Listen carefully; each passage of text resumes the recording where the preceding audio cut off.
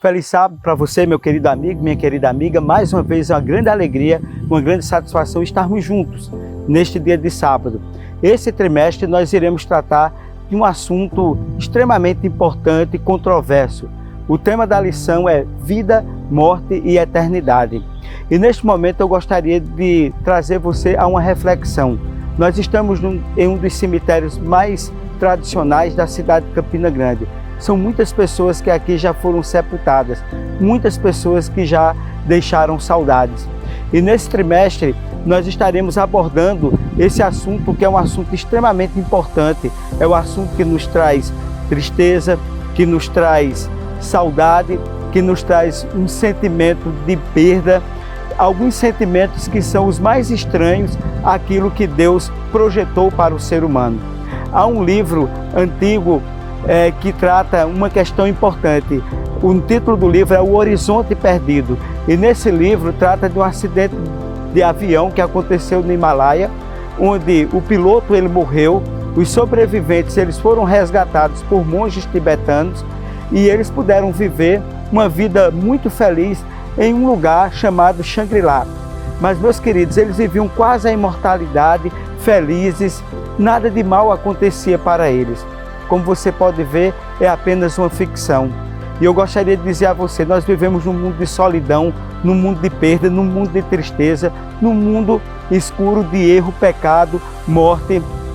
E diante de todas essas questões, qual é o maior desafio? O que nos faz estarmos vivos? O que nos faz estarmos respirando e que pese todas essas adversidades de dor, de perda, de saudade, de tristeza? A Bíblia diz em Romanos capítulo 5, versículo de 3 a 5, e não somente isto, nos gloriamos nas tribulações, porque a tribulação produz paciência, a paciência experiência, e essa experiência nos traz esperança, e a esperança não nos traz confusão, porque o amor de Deus está derramado em nossos corações pelo Espírito Santo que nos foi concedido. Através deste texto eu gostaria de dizer a você, em que pese tudo o que nós passamos nessa vida, todo sofrimento, toda adversidade, o que nos move, o que nos impulsiona é a esperança. A nossa esperança, ela não pode desaparecer. A nossa esperança, ela tem que ser mantida firme e forte, porque a Bíblia também diz no livro de João, capítulo 14, versículo 3, não se turbe o vosso coração, credes em Deus, crede também em mim. Na casa de meu pai há muitas moradas, e se assim não fora, eu vou teria dito, vou preparar-vos lugar, e se eu for e vos preparar lugar, voltarei e vos receberei para mim mesmo. Um dia o cemitério vai deixar de existir. Apocalipse capítulo 21 diz que Deus vai enxugar dos nossos olhos toda lágrima, a morte já não existirá mais. Tudo isso aqui, esse sentimento de tristeza, esse ambiente que nós estamos vendo neste momento, onde diversas pessoas foram sepultadas, umas jovens, outras numa idade mais avançada, enfim, não importa a idade que uma pessoa ela venha morrer, o que importa é que deixa saudade, deixa tristeza, mas a Bíblia nos promete que a esperança que Deus nos dá, a esperança que nos é apresentada é exatamente por aquilo que Cristo fez, Ele faz, Ele realiza na nossa vida.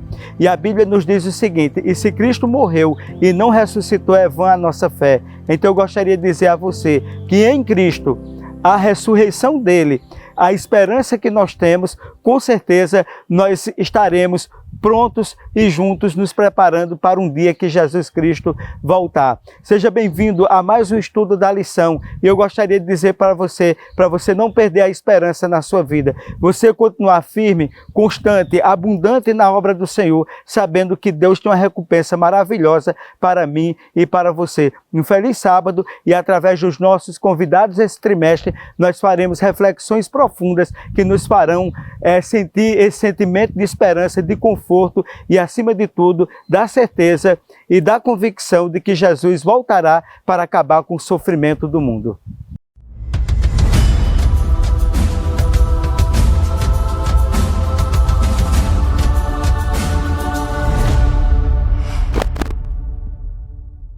Feliz sábado, meu querido amigo, minha querida amiga. Que grande alegria, que grande satisfação estarmos juntos mais uma vez para o início de um novo trimestre. E nesse trimestre nós temos uma lição extremamente importante, relevante, para que assim nós possamos refletir sobre o tema que ela vai abordar, sobre a vida, a morte e a eternidade. É um tema que mexe bastante com a gente, e a gente apresenta essa lição neste sábado com a grande alegria, com grande satisfação, e nós temos a presença do nosso querido pastor Naftali Guerra, que atuou por 3 anos como pastor distrital em Rondon, do Paraná, sendo posteriormente transferido para a região da UNEB, e serviu ali também como pastor. Hoje, ele é pastor distrital em Mococa, São Paulo, território da APAC. Ele tem um mestrado em teologia pela FADBA e faz mestrado atualmente na PUC, né, em teologia também, na PUC de São Paulo, certo? E o pastor, ele é um profundo estudioso das Sagradas Escrituras, e a razão pela qual nós o convidamos através do nosso querido amigo, o pastor Jair Miranda. Pastor Naftali, seja bem-vindo, né? Satisfação em tê-lo aqui conosco, abrindo o trimestre, né, com essa lição maravilhosa que vai tratar sobre a vida, a morte e a eternidade. Seja bem-vindo, pastor, a sua saudação inicial. Muito obrigado, professor. Queria saudar aí cada um dos telespectadores inscritos aí no canal. É uma alegria muito grande nós estarmos aqui nessa que é a primeira lição do trimestre, um tema muito relevante, muito importante, escrito pelo nosso querido professor Alberto Tim, foi meu professor na época do seminário. Então é uma honra, um privilégio estar aqui com vocês aqui. Muito obrigado, e vamos juntos refletir um pouco mais na palavra de Deus. E, por que parece, é o segundo brasileiro a escrever uma lição, né? O primeiro foi pastor Elias Brasil, que alguns semestres atrás, trimestre. Paroski também fez, né? O pastor Elias Brasil, né? E agora o pastor Alberto. Pastor Paroski também já escreveu a lição, eu não tenho lembrança. Escreveu. Eu só li o pastor Elias Brasil, né? E agora o pastor Alberto Tim, né? Foi uma lição muito importante, pastor Elias Brasil, na época, que foi sobre o livro de Daniel. Mas vamos lá, né? Primeira lição, pastor traz sobre a rebelião em um universo perfeito. E no livro de Isaías, no capítulo 12, no versículo 14, traz o texto áureo da lição. Veja como você caiu do céu, ó estrela da manhã, filha da alva. Veja como você foi lançado por terra, você que debilitava as nações. Pastor, com base nesse texto, o que o senhor poderia dizer que a lição está destacando de importante e de relevante para nós ensaiarmos essa lição maravilhosa, né, que tem como título Rebelião em um Universo Perfeito? Primeira lição. Bom, em primeiro lugar, professor, a gente precisa observar aqui o seguinte: existem várias profecias da Bíblia que elas têm dupla aplicação, ok? Por exemplo, vou dar aqui só um exemplo. Em Mateus capítulo 24, verso 15, Jesus fala assim: quando vires o abominável da desolação de que falou o profeta Daniel, aqueles que estiverem na Judéia fujam para os montes. Então, Jesus está falando da destruição de Jerusalém no ano 70. Só que a linguagem que Jesus usa para descrever a destruição de Jerusalém no ano 70, ela se confunde com a linguagem, com uma profecia que Jesus está fazendo sobre o que aconteceria no mundo antes do retorno dele a essa terra. Então, nós vemos que é uma profecia de dupla aplicação. Nós vemos isso em várias profecias clássicas do Antigo Testamento também. Novos céus, nova terra e tudo mais. Quando a gente vê isso no livro de Isaías, não está se referindo especificamente somente à questão da vida futura, nova terra, novos céus. Está falando da restauração do povo de Deus. Só que a linguagem se confunde e se torna uma profecia de dupla aplicação. E aqui nós temos aqui uma profecia relacionada ao rei Nabucodonosor. O rei Nabucodonosor, ele era um rei orgulhoso, ele era um rei que dominava boa parte do mundo conhecido dos seus dias, e agora a profecia está falando a respeito de Nabucodonosor, ok? Só que a linguagem, ela se confunde e passa, então, a falar também a respeito de Lúcifer. Quando eu digo a linguagem se confunde, na realidade não é bem essa a expressão que eu quero dizer. Ela quer dizer que a profecia, ela tem dupla aplicação. Ela se refere primeiramente a Nabucodonosor, e ela se refere também a Lúcifer, ok? E algo muito interessante aqui da lição é que algumas pessoas, elas creem que o mal, ele sempre existiu. Por exemplo, as pessoas que creem na teoria da evolução, que as espécies, elas surgiram através de um processo de seleção natural. Então, eles acreditam que sempre existiu no mundo a lei do mais forte. Então, o mais forte sobrevive, o mais forte prospera, o mal sempre existiu. Agora, tem aquelas pessoas que elas acreditam que esse mundo, ele foi um mundo perfeito e o mal, ele entrou no mundo, ele passou a fazer parte do mundo. Então, nós vemos isso em várias religiões antigas, no Egito, na Grécia, e nós, como cristãos, nós também acreditamos dessa maneira, que Deus, ele criou o mundo perfeito, sem o pecado, sem a maldade, só que um dia o pecado, ele veio a esse mundo. Então é muito importante nós destacarmos que quando Deus, ele criou esse mundo, ele fez esse mundo perfeito. A senhora White, ela inclusive, ela fala algo muito interessante, ela diz que sequer uma folha se desprendia de uma árvore e morria no chão.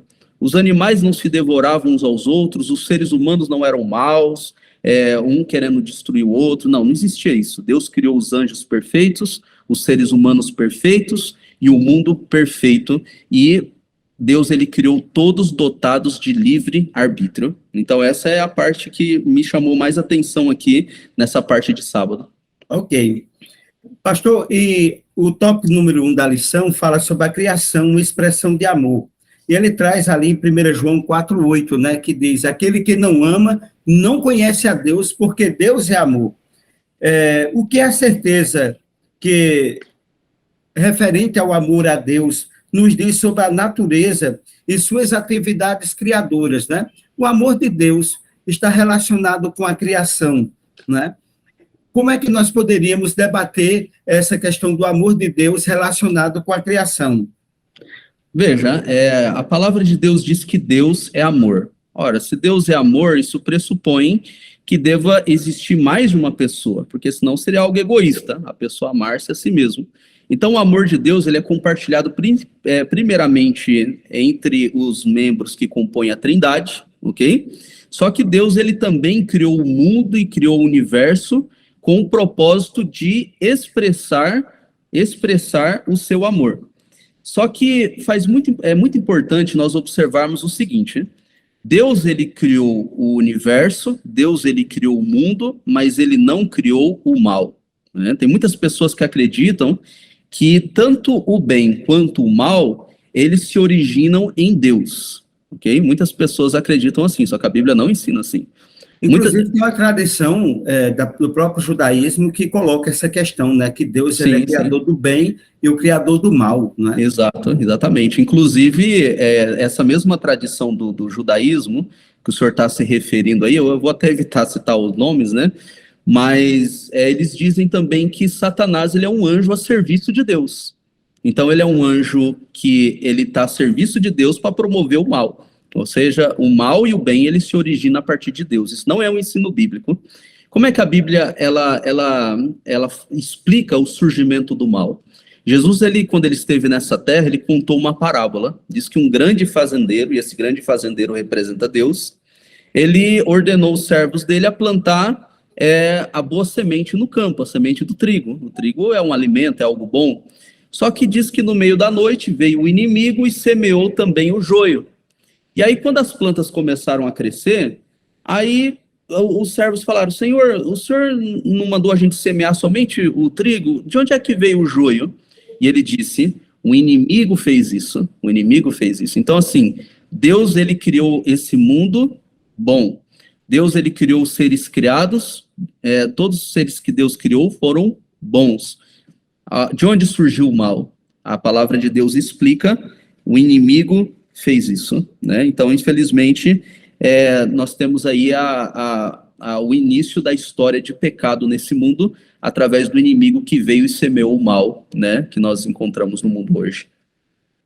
Beleza, pastor. E o segundo, ainda continuando do mesmo tópico, né? A gente tem o tópico do amor, que a base da criação de Deus é o amor, mas o segundo tópico, ele coloca o livre-arbítrio, a base para o amor. Se o livre-arbítrio é a base para o amor, né, e nesse contexto dessa passagem de 1 João, capítulo 4, do verso 7 até o verso 16, e no verso 8, só repetindo, diz: aquele que não ama não conhece a Deus. O que essa passagem nos diz sobre o livre-arbítrio como uma condição para se cultivar o amor, né? Se existe o amor e o mal está posto, né? como fica a questão do livre-arbítrio? Deus criou seres com livre-arbítrio para escolher entre o bem e o mal, ou Deus criou pessoas para o bem e pessoas para o mal? No contexto da lição, como é que nós podemos entender, e no contexto que apresenta a epístola de João? Então, vamos imaginar aqui o seguinte cenário, só o seguinte cenário hipotético. Vamos imaginar que Satanás, ele criou a sua rebelião e que Deus matasse Satanás, que Deus destruísse o diabo. Eu já vi muitas pessoas perguntar assim, por que, pastor, que Deus não matou logo o diabo? Por que Deus não destruiu logo o diabo? Veja bem, se Deus ele tivesse destruído Satanás, os anjos e os seres criados serviriam a Deus. Mas não serviriam a Deus por amor, eles serviriam a Deus por medo, ok? Eles serviriam a Deus por medo. E eu me lembro sempre das palavras do nosso querido pastor Bulhon, gosto muito de ouvir os sermões do pastor Bulhon, e uma das frases dele me impactou bastante. Ele diz assim: você servir a Deus por medo e não servir é a mesma coisa, jamais sirva a Deus por medo. Se você não for capaz de servir a Deus por amor, e você não servir a Deus é a mesma coisa. Então, para que nós pudéssemos servir a Deus por amor, é necessário que houvesse o livre-arbítrio. Ora, eu quando eu conheci a minha esposa, ninguém me obrigou a namorar com ela, a casar com ela, também ninguém obrigou a ela. Eu fui porque eu escolhi ela e ela me escolheu. E esse ambiente de liberdade, de livre-arbítrio, propiciou a existência do amor. Então, seria impossível que Deus ele pudesse, de fato, ser amor, se ele não desse aos seres humanos, aos seres criados, a possibilidade do livre-arbítrio. O nosso querido professor Amin Rodor, ele diz que o amor ele tem um ponto vulnerável. O ponto vulnerável do amor é que ele pode ser rejeitado, né? Mas para que haja o amor, a necessidade da possibilidade da rejeição do amor, a necessidade do livre-arbítrio, né? E Deus, ele concedeu, então, esse livre-arbítrio para os seres criados e os anjos, porque Deus é amor, né? Isso é importante. Exato. Conhecendo essa questão, né, tão importante sobre o amor de Deus, né, que ele é profundo, né, mas a gente entra agora numa parte da lição extremamente estranha, né, que é exatamente uma ingratidão misteriosa, que é relatada, e o senhor já relatou ali no início, na introdução da lição, muito bem, o senhor poderia até ter um espaço melhor para abordar, nesse contexto de Ezequiel 28, o que nós podemos aprender sobre a origem misteriosa do mal, considerando um Deus de amor. Como é que fica esse embate agora, pastor? Como é que a gente resolve?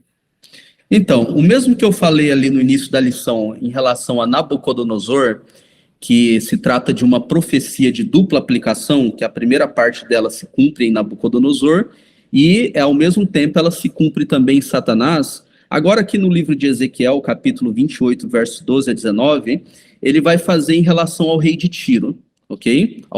A cidade de Tiro. O que era a cidade de Tiro? A cidade de Tiro era uma cidade que ficava no meio do mar ali, numa ilha, numa posição muito estratégica, uma posição muito boa, propícia ao comércio, era uma cidade poderosa, era uma cidade rica.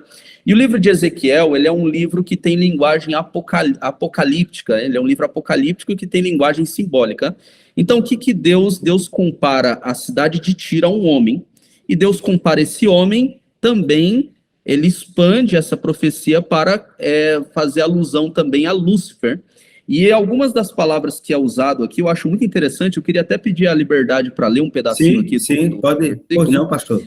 Olha o que diz aqui, ó, Ezequiel capítulo 28, verso 12, diz assim, ó, filho do homem, levanta uma lamentação contra o rei de Tiro. Olha, começa falando do rei de Tiro, uma aplicação da profecia. E diz-lhe, assim diz o Senhor Deus, tu és o sinete da perfeição, cheio de sabedoria e formosura, estavas no Éden. Olha, o rei de Tiro não estava no Éden. Aqui a profecia ele já começa a ir para a sua segunda aplicação. Jardim de Deus, de todas as pedras preciosas te cobrias, o sardio, o topázio, o diamante, o berilo, o ônix, o jaspe, a safira, o carbúnculo e a esmeralda. De ouro se te fizeram os engastes, os ornamentos, no dia em que foste criado, foram eles preparados. Olha aqui, ó, o verso 14. Tu eras o querubim da guarda, ungido e te estabeleci. Permanecias no monte santo de Deus, no brilho das pedras andavas. Perfeito era nos teus caminhos, desde o dia em que foste criado, até que se achou iniquidade em ti. Então aqui a palavra de Deus começou falando a respeito de Tiro, só que depois a linguagem ela foi cada vez mais indo para o lado daquele que foi criado perfeito, andava no brilho das pedras. Por que diz que andava no brilho das pedras? Porque Lúcifer, eu não sei se você sabia, quando a gente fala Lúcifer, a gente já lembra do nome feio, né, e tal. Exato. Só que Lúcifer quer dizer portador de luz. Por que portador de luz? Porque ele andava no brilho das pedras. A senhora White diz que ele era regente do coro do céu, ele tinha uma posição de importância. Perfeito foste, desde o dia em que foste criado, até que se achou iniquidade em ti. Qual foi a iniquidade de Lúcifer? Foi que ele estava num estado tão privilegiado que ele não se contentou com a posição dele, ele começou a querer ser igual a Cristo, ele começou a querer ser igual a Deus, ele começou a querer ser o primeiro. Eu ouvi dizer que o senhor é um professor de história, professor, né? Exato. Não sei se o senhor já ouviu um relato que diz que uma vez Júlio César, antes da Guerra Civil da República Romana, ele estava caminhando com um grupo de soldados num lugar distante da República, e ele passou por um vilarejo, ele passou por um pequeno vilarejo, e ele chamou assim os seus colegas e falou assim, ó, tá vendo aquele vilarejo bem pequenininho ali? Eu preferia ser o primeiro homem nesse vilarejo do que o segundo em Roma, ele falou, ou seja, eu quero ser o primeiro, eu quero ser o melhor, nem que seja nesse pequeno vilarejo, eu prefiro ser o melhor e o primeiro aqui do que ser o segundo lá na República Romana, na sede da República. E Satanás, ele tinha mais ou menos esse perfil. Ele não queria ser o segundo, ele queria ser o primeiro, né? E aí ele se encheu de orgulho, ele se encheu de inveja, e através desse orgulho, dessa inveja que ele sentiu, o mal, ele se originou, então, no coração desse anjo, né? Então, assim, recebeu tudo, mas manifestou ingratidão, sentindo inveja e orgulho e também ódio de Deus, né? Muito bem, pastor. E o próprio Nietzsche, né, o filósofo alemão, ele disse, né, quanto mais nos elevamos, menores parecemos aos olhos daqueles que não sabem voar, né? O preço do orgulho é muito grande, não é? É muito forte no ser humano, né?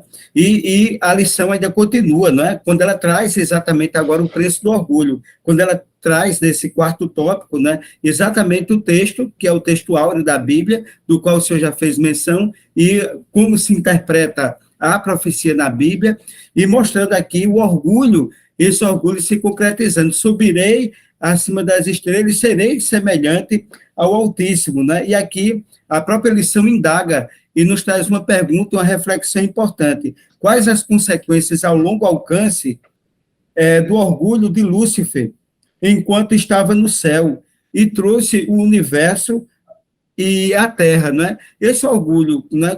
Como a gente pode dizer as consequências dele para o universo e para o planeta Terra, que ainda não estava estabelecido e que seria estabelecido?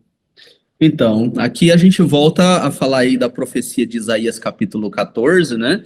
Em que é de dupla aplicação, repito, né? Primeiro fala de Nabucodonosor, depois ele passa a se referir ali a Lúcifer, a Satanás, é a mesma profecia que tem dupla aplicação, ok? Eu achei muito interessante essa parte da lição, professor, porque aqui ele fala que na Bíblia tem duas cidades que elas aparecem contrapostas. Nós temos ali Jerusalém, que é a cidade de Deus, e nós temos a Babilônia, que representa os reinos desse mundo, né? Então, logo no início da Bíblia, ali, quando começa a falar ali a respeito da história de Abraão, nós vemos ali que Abraão, ele sai de Ur dos caldeus. Ur era uma cidade que ficava ali naquela região dos Sumérios, ali da Babilônia, né? Depois, mais na frente da Bíblia, nós vemos que o povo de Israel foi levado cativo para a Babilônia, só que depois eles saem de lá para a terra, de novo para reconstruir ali a pátria deles ali.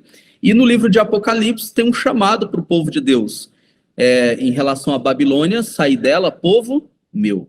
Então a Babilônia, ela sempre aparece na Bíblia como um símbolo de oposição a Deus.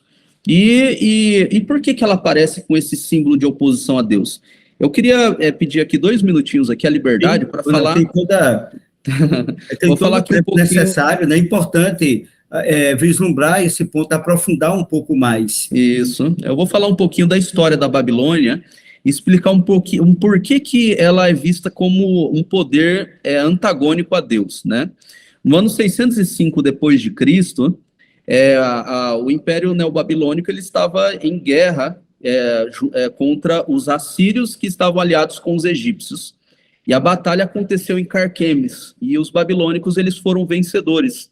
E quando eles foram vencedores ali em Carquemes, os babilônicos eles foram descendo, anexaram ali a Palestina, a Síria, Edom, e foram descendo até chegar ao Egito. Não, os historiadores não sabem ao certo até que ponto a Babilônia conseguiu, de fato, conquistar o Egito, mas o fato é que Nabucodonosor ele se tornou o monarca mais poderoso da terra, ele se tornou o homem mais poderoso da terra. E quando ele anexou ali a região da Palestina, conquistou ali Jerusalém, transformou ali Jerusalém ali numa província, num primeiro momento ele não destruiu, né? Então ele pegou jovens da linhagem dos nobres, né, e toda a família real e levou para a Babilônia, entre eles Daniel e seus amigos. E lá quando estava na Babilônia, Nabucodonosor ele teve um sonho, que você já deve ter ouvido falar, com certeza, né? Da grande estátua, que a cabeça era de ouro, o peito de prata, os quadris de bronze, as pernas de ferro e os pés metade de ferro e metade de barro. E aí os sábios dele não conseguiram responder, chamou Daniel para interpretar o sonho, e Daniel interpretou o sonho. Olha, rei, tu é rei dos reis, tu és a cabeça de ouro. Mas depois se levantará um reino inferior ao teu, um reino de prata, depois o bronze, aí é o ferro, que é tudo esmiúce, etc. Até o reino que jamais será destruído. Nabucodonosor ele ficou tão chateado com isso, ele falou assim, gente, quer dizer que esse reino que eu construí é tão poderoso, ele vai passar? E aí quando nós vamos em Daniel capítulo 3, nós vemos que Nabucodonosor, ele construiu uma estátua totalmente de ouro. Ou seja, ele estava fazendo explícita oposição a Deus. Deus disse, o teu reino vai passar, e ele diz, não passa não, não vai passar. E ele fez ali uma estátua completamente ali de ouro. Só que nós conhecemos pela história que o Império Neobabilônico durou apenas 70 anos, né? Depois veio a época dos persas, e aí depois entrou a época grega, e já depois da época dos gregos macedônicos, a cidade da Babilônia começou a entrar em declínio, e quando você chegar lá hoje, você só vai ver um monte de areia, né? Não vai ver mais Babilônia nenhuma. Então, mais ou menos é isso que a Bíblia quer dizer em relação a Satanás, ok? Por quê? Porque embora Lúcifer, ele seja esse anjo orgulhoso, ele seja esse anjo, esse ser que faz oposição a Deus, a palavra de Deus garante no livro de Isaías que do mesmo jeito que ele subiu, ele também vai descer, ele também vai cair e ele vai fracassar. Então isso fica bem claro ali na profecia de Isaías capítulo 14, ok? Que diz que ele vai, ele quis subir até o alto dos céus, só que ele vai descer até o mais profundo do abismo, ok? Então, a profecia, ela deixa isso bem claro aí nessa parte de quarta-feira. Muito bem. O último tópico da lição, pastor, é exatamente a disseminação da descrença. O senhor mostrou todo o cenário, o Deus de amor, o Deus da criação, né? Depois veio a discórdia, que começa com Lúcifer, né? O orgulho, né? Estabelecido, né? O contraponto com o Deus de amor, com tudo que Deus arquitetou, né, como grande arquiteto, como grande design do universo, mas aqui na quinta-feira diz que a história ela não parou por aí, né? Ela teve consequências, e veio uma terra criada, né? E Apocalipse 12 coloca um cenário de um grande conflito, e esse grande conflito e as consequências que nós temos, que foi nos apresentado desde o Jardim do Éden, com a queda dos primeiros pais, e essas consequências, elas avançam na história do mundo. E qual será o desfecho dela? Que contexto é esse de Apocalipse 12? Então, eu queria pintar aqui o quadro aqui, eu sempre gosto de dar uma analisada aqui no contexto. O que aconteceu? A palavra de Deus diz que Deus ele fez os seres humanos, todos os seres criados, apenas conhecedor do bem. Deus não fez os seres criados, seres humanos, conhecedores do mal, porque Deus conhece a essência do mal. Lúcifer, ele começou, será que o mal não pode ser bom? E ele começou, então, a querer criar um partido contrário a Deus ali no céu. A rebelião começou ali no céu. O que Deus está escondendo da gente? Por que será que o mal ele também não pode ser bom? Por que Deus não mostra para nós os dois lados da moeda? E Lúcifer, ele teve tanto sucesso na argumentação dele, era um ser que tinha ali uma habilidade tão grande, que ele conseguiu atrair 1/3 dos anjos dos céus para a rebelião contra Deus.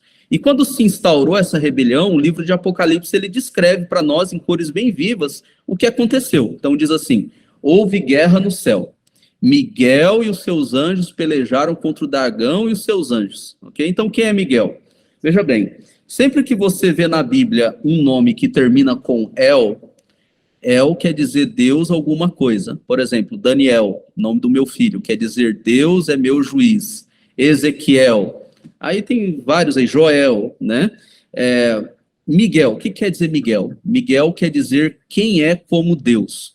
Quando nós vamos estudar as ações de Miguel, a maneira como ele está colocado no meio do grande conflito, nós percebemos através de estudos de que esse Miguel, ele é o próprio Jesus Cristo. Ou seja, Miguel, ele corresponde ao anjo do Senhor. Lembra que o anjo do Senhor apareceu na sarça para Moisés? Falou, Moisés, tira a sandália dos teus pés, porque o lugar onde estás é terra santa, território sagrado. E ele, esse mesmo ser diz, eu sou, né? Então, esse mesmo anjo do Senhor que se equipara a Deus, ele é também Miguel. Então, Miguel, ele é esse anjo do Senhor que é Deus, ok? Ele é um membro da Santíssima Trindade, ok? Então, o que acontece? Jesus, ele está ali no céu com os seus anjos, Miguel e os seus anjos, e Satanás e os seus anjos pelejando. Qual foi a natureza dessa batalha? Não sabemos, tá? Nós não sabemos. A Bíblia diz apenas que houve uma peleja no céu. Miguel e seus anjos, então, eles foram expulsos, ok? E passou a haver, então, esses dois partidos no universo, o partido de Deus e o partido de Lúcifer. Infelizmente, nossos primeiros pais foram aqueles que acabaram aderindo ao partido de Lúcifer, porque Deus colocou a árvore do conhecimento do bem e do mal e disse, olha, se vocês quiserem ficar do meu lado, fique longe dessa árvore, vocês vão permanecer conhecedores só do bem. Agora, se vocês quiserem ficar do lado de Lúcifer, e vocês comerem do fruto dessa árvore, vocês vão se tornar como eu sou, conhecedor do bem e do mal. Só que se vocês conhecerem o mal, vocês vão estar pecando, e o salário do pecado é a morte, né? Então, vocês vão acabar morrendo. Então, como eu não quero que vocês morram, meus filhos, fiquem longe dessa árvore. Só que de todo o universo, nossos primeiros pais foram aqueles que, por uma desobediência deliberada contra Deus, eles acabaram se colocando ao lado de Lúcifer, e assim o pecado e a morte entraram no nosso mundo. E que pena, né? E disseminou, né? E com o pecado, né, veio a morte e todas as consequências que nós vivenciamos hoje. Pastor, que bom, mas a lição está chegando no final, né? E eu gostaria que o senhor destacasse os principais pontos que a gente pode observar e que podem ser sentidos do ponto de vista prático com relação àquilo que nós estudamos na lição. E se o senhor tem alguma experiência que o senhor gostaria de relatar, né, com relação a todas essas questões que nós colocamos desse grande conflito, né, que se inicia e dá uma perspectiva histórica extremamente negativa para a humanidade, se não fosse a intervenção de Deus, que nos dá a esperança como oxigênio para nos mantermos vivos, né, de que o mal chegará ao fim. Eu acho que assim, o ponto principal que a gente precisa entender aqui é que Deus, ele criou o mundo perfeito, o universo perfeito. Deus não originou o mal. Infelizmente, o mal, ele acabou entrando no universo. Deus, ele teve que tolerar, ele tem que tolerar por um tempo o mal, porque ele não pode simplesmente destruí-lo, porque precisa ficar patente para todos os seres a consequência de fato do mal, né? Então nós estamos vivendo nesse período em que o mal, ele está em atuação nesse mundo, mas um dia ele vai ser erradicado para todo sempre, né? Eu queria fazer aqui uma breve aplicação, que eu acho que tem muito a ver aqui com o conceito aqui. Ele não está aqui, esse verso aqui na lição, mas eu queria tomar a liberdade de fazer essa aplicação. Lá no Evangelho de João, diz assim, assim como a serpente foi levantada no deserto, assim importa que o Filho do Homem seja levantado, para que todo aquele que nele crê tenha a vida eterna. Então, o que acontece? Eu não sei se você já ouviu a história de Moisés, quando ele estava no deserto, e o povo de Israel começou a se afastar de Deus, e a proteção de Deus foi retirada, e entrou no meio do povo de Deus serpentes, e começaram a morder as pessoas. E as pessoas começaram a morrer, e muitas pessoas iam até Moisés: Moisés, minha mãe está morrendo, meu irmão está morrendo, meu pai está morrendo, meu filho está morrendo. E Moisés foi até Deus. Deus falou: olha, Moisés, construa uma serpente de bronze, coloca num lugar alto, e quando alguém for picado pela serpente, leve até o local. Quando ele mirar a serpente de bronze, ele vai ser curado. Olha que coisa interessante. Assim como Moisés levantou a serpente no deserto, importa que o Filho do Homem seja levantado, para que todo aquele que nele crê tenha a vida eterna. Queridos, todos nós fomos picados pela serpente. A palavra de Deus diz que todos nós somos pecadores, não há um justo sequer, e o salário do pecado é a morte. Só que, do jeito que a serpente foi levantada, Jesus Cristo, ele foi levantado lá no Calvário, sobre a cruz. E todo aquele que olhar para Cristo, olhar para a cruz, ele tem a vida eterna. Só Jesus, ele tem poder de arrancar de dentro de nós esse veneno que está dentro de nós, que nós herdamos dos nossos primeiros pais. Só ele tem poder para nos levantar, só ele tem poder para nos perdoar, só ele tem poder para nos erguer, para dar a vida eterna. E essa salvação e essa vida eterna está à disposição de cada pessoa que olhar para a cruz de Cristo e reconhecer que não tem nada em nós mesmos que nós possamos fazer, mas Jesus pode, a cruz de Cristo pode, porque na cruz há poder. Poder para nos levantar, poder para nos perdoar, poder para nos erguer. Eu já tive experiências, professor, no meu ministério, na minha vida, que eu já fui chamado para orar por pessoas possessas pelo inimigo. E, assim, interessante como a gente visualiza na prática essa questão do grande conflito, né? Quantas vezes o inimigo com ódio e gritando e falando contra mim, só que não conseguia chegar perto. Por quê? Porque a gente vê que Deus, ele protege os seus filhos. Embora nós estejamos nesse mundo, mas o olhar de Deus está sobre cada pessoa que é chamado pelo nome do nosso Deus e carrega no seu coração e na sua vida a marca da cruz de Cristo. Então, eu acho que essa é uma experiência breve, eu não vou aqui explicar os detalhes, tá? Mas eu já passei por experiências assim, e a gente pode visualizar que esse grande conflito, ele é um conflito real. Todos nós estamos envolvidos nele, mas nós temos a garantia que no final Deus será o grande vencedor. Amém. Pastor, muito obrigado. E antes da oração final, a você que está em casa, nós agradecemos a sua participação, desejar a você que Deus te abençoe, te guarde, te livre de todo mal e te ajude nesse embate que nós estamos vivendo, nesse grande conflito, que Deus nos ajude para que nós possamos ser vencedores, como Cristo venceu e nos garantiu a vitória. Compartilhe o nosso canal, se inscreva no nosso canal, para que você seja abençoado com mensagens poderosas como essa, dessa recapitulação da lição da Escola Sabatina. Pastor Naftali, por favor, as suas saudações finais e, na sequência, o senhor pode fazer a oração. Queria agradecer, professor, a oportunidade, concedida a nós. Queria saudar você onde quer que essa mensagem esteja alcançando você. Saiba que Jesus ama você, que nós estamos num grande conflito, mas Deus nunca se esqueceu de você. Ele está olhando para você agora, não importa onde você esteja, que Deus possa conduzir a sua vida e nunca se esqueça, na cruz de Cristo há poder, na cruz de Cristo há salvação. Da forma como Moisés levantou a serpente no deserto, assim importa que o Filho do Homem seja levantado para que todo aquele que nele crê tenha a vida eterna. Vamos fazer oração, então? Vamos orar? Vamos orar juntos. Então, onde você estiver, feche seus olhos, eleva seu pensamento a Deus, vamos orar. Senhor, nosso Deus, eterno Pai, que habita nos altos céus, se faz presente conosco através do teu Santo Espírito. Hoje nós aprendemos, Senhor, alguns detalhes, Senhor, sobre o grande conflito, a forma como o mal se originou nesse mundo. Nós não temos como saber de tudo, nos mínimos detalhes, mas nós agradecemos porque o Senhor deixou para nós vislumbres na tua palavra, Senhor, para que nós possamos conhecer um pouco do contexto da história de pecado nesse mundo, Senhor. Obrigado pela tua palavra, Senhor, que nos liberta, que nos instrui, Senhor. A tua palavra mesma diz: e conhecereis a verdade vos libertará. Senhor, vivemos nesse grande conflito. Cada filho teu, cada filha tua, Senhor, que está ouvindo essa mensagem hoje, carrega os seus dramas, as suas dificuldades, e sente, Senhor, a dificuldade desse grande conflito, da história de pecado nesse mundo, refletido, Senhor, nas dificuldades do dia a dia, nas dificuldades financeiras, nas dificuldades familiares e tantas outras coisas, Pai.